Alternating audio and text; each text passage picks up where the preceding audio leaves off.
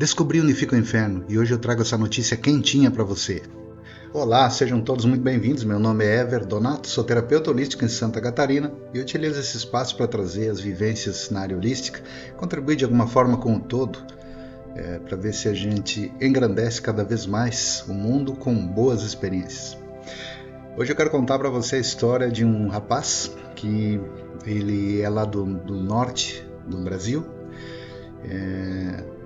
onde não vivia nada bem, vivia na rua, na verdade, morava na rua, era morador de rua, e sempre com grandes dificuldades, grandes tormentos, todo tipo de problema. E num dado momento ele decidiu vir para o sul, tinha algum conhecido que deu a dica que no sul era melhor, então ele veio aqui para o Paraná, veio para Curitiba. Ainda como morador de rua em Curitiba, começou a trabalhar, fazer bicos, como a gente chama, né? Trabalho free. Mas foi se aprumando, né? Num dado momento conseguiu um emprego, conseguiu arrumar uma casinha para morar e assim deu início à sua vida. Mas ele bebia um pouco, fruto já de diversos problemas os quais havia enfrentado na infância, e em uma determinada noite ele estava comendo e bebendo e acabou engolindo a ponte móvel, esses dentes móveis que coloca, né, ele engoliu e se deu conta na hora, tomou um susto e começou a se sentir mal. Dali a pouco começou a cuspir sangue, então ele correu da casinha que ele morava, que era nos fundos, até a calçada na rua, para chamar um Uber, alguma coisa, para poder se encaminhar para algum pronto-socorro, coisa assim, mas acabou desmaiando. E quando acordou, ele já estava numa cama no hospital, numa UTI, né? E os médicos examinando e tal, ele acordou naquele susto, teve tempo de dizer que havia engolido a ponte móvel, mas o pessoal estava procurando, começou a procurar, examinar e não encontrava nada, e ele disse, tá aqui, porque era onde doía para ele. Ele desacordou de novo e quando voltou a acordar já tinham até feito a cirurgia, removido, mas esse era só o início de seus problemas, porque na verdade ele passou no hospital uma boa temporada. Ele teve 2 paradas cardíacas, ele pegou bactéria no hospital, enfim. Cerca de 2 meses depois, quando ele conseguiu retornar à sua vida, ele já não tinha mais nem emprego, nem a casa para morar, então voltava para a rua outra vez, para começar de novo. Aí nisso ele então decidiu vir mais para o sul ainda, veio para Santa Catarina. Novamente, morando na rua, no caso na praia, dormindo na areia da praia, próximo a umas árvores, e outra vez voltou a fazer serviço para um, serviço para outro, devagarinho foi recomeçando, até que conseguiu novamente um emprego, conseguiu novamente um local onde morar,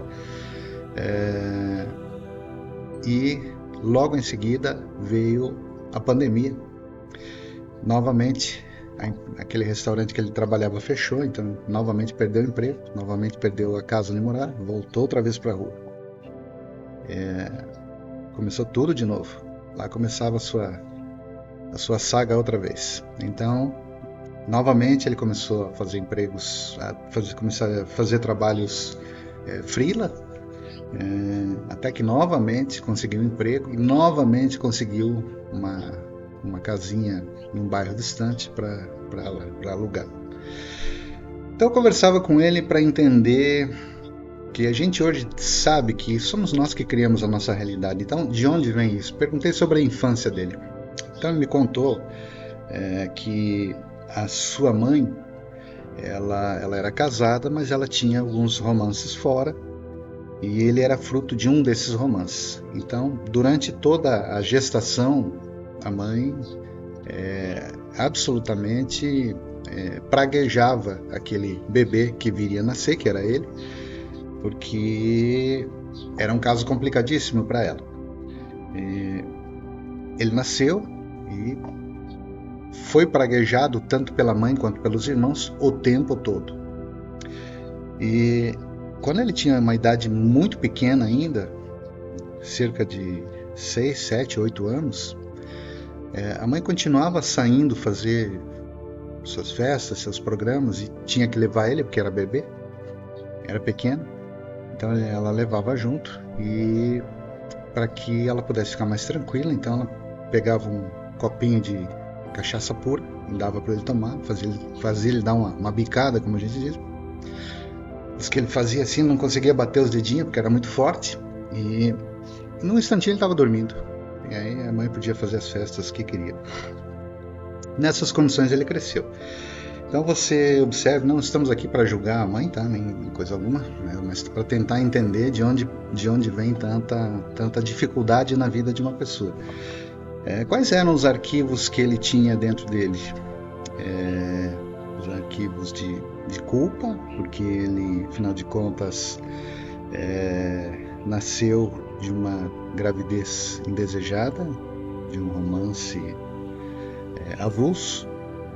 Ele tinha arquivos de abandono, de mágoa, sua autoestima era deste tamanho, né, já que ele era chamado de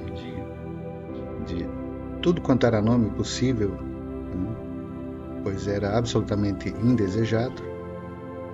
Então, uma criatura que cresce nessas condições, com estes arquivos emocionais, o que é que vibra no campo dele? Qual a realidade que ele pode produzir? Né?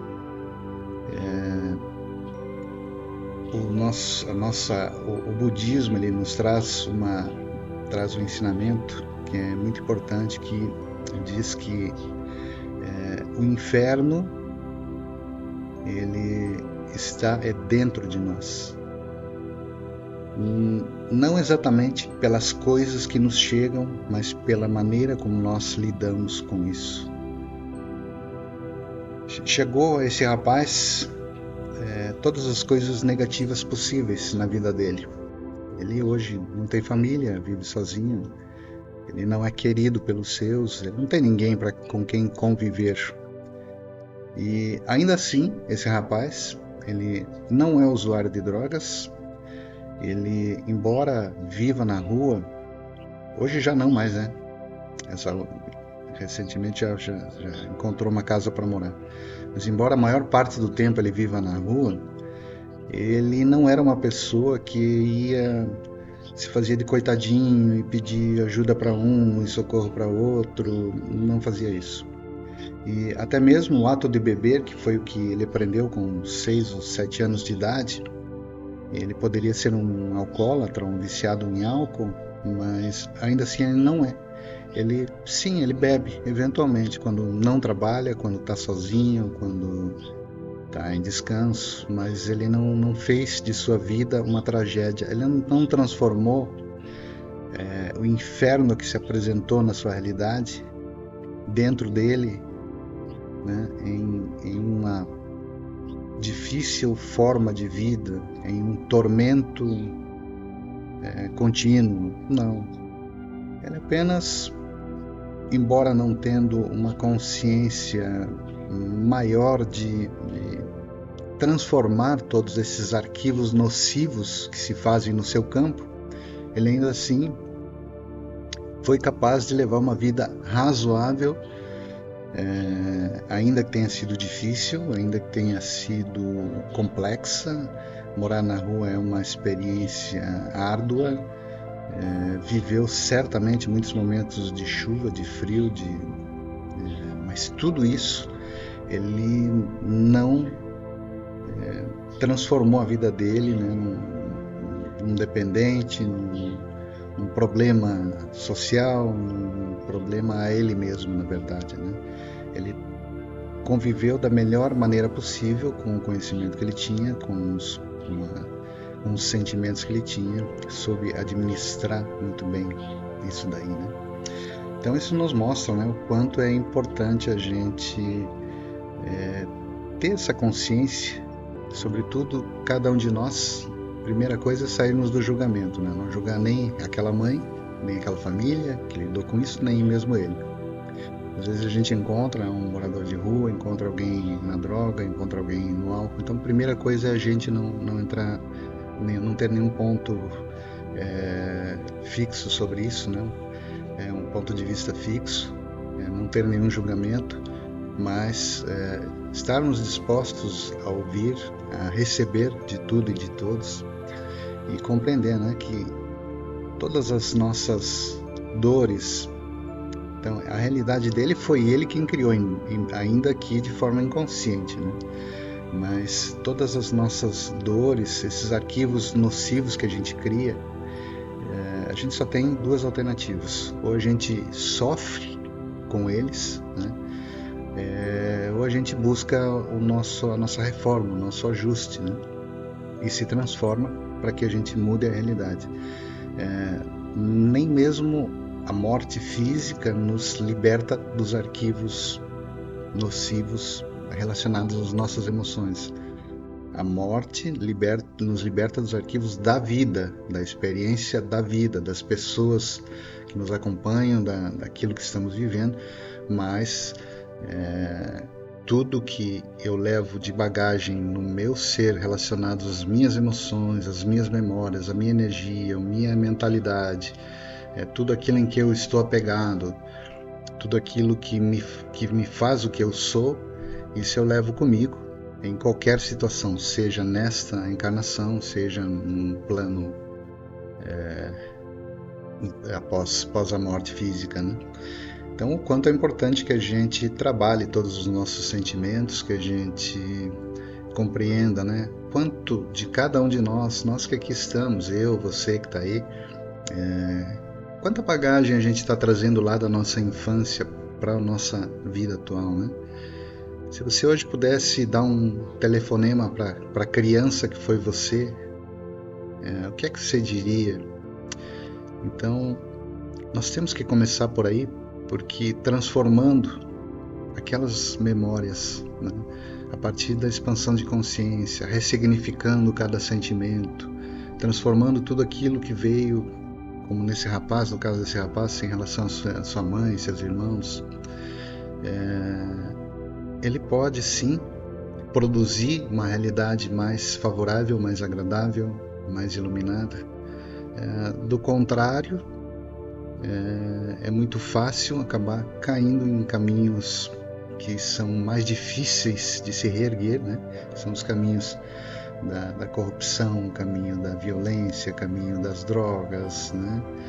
Se a gente pruma para esse lado, o nosso destino é os umbrais da vida, né? Naqueles cercos, os marginais, os viciados, em que você acaba refém de si mesmo por muito tempo, né?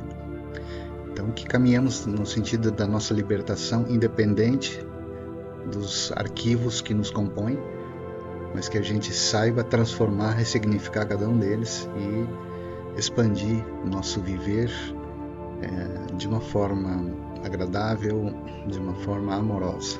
Tá bem? Esse é o recado que eu deixo para você. Tá aí o endereço do inferno, é dentro de nós mesmos, né? Então que você acabe com ele, já que você sabe onde ele fica, né? E tenha uma vida feliz, agradável e iluminada. Um grande abraço e até a próxima!